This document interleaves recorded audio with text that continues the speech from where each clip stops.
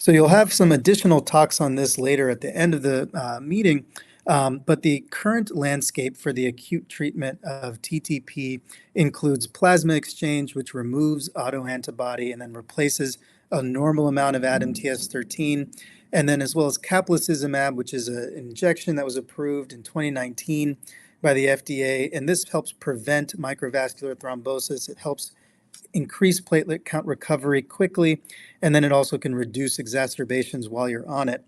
And then immunosuppression is also another central pillar of acute treatment, with steroids and rituximab often given in the frontline setting. And we continue the plasma exchange until the platelet count's at least 150 for 2 days.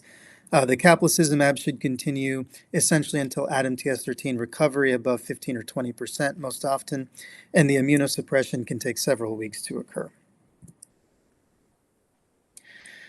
So here's the landscape of TTP treatment over time in the last 101 years now, since TTP was first described. But initially, the mortality rate of TTP was over 90%. And with the advent of plasma exchange in the 90s, this greatly reduced to less than 10%.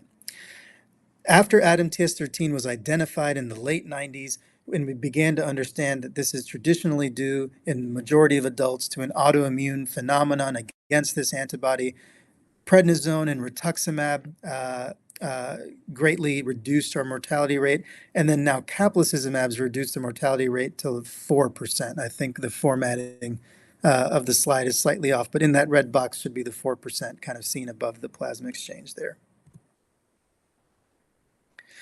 So as more people live, as people become long-term patients, we have to shift our thinking a little bit.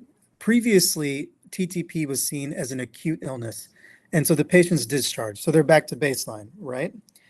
Well, we're not so sure.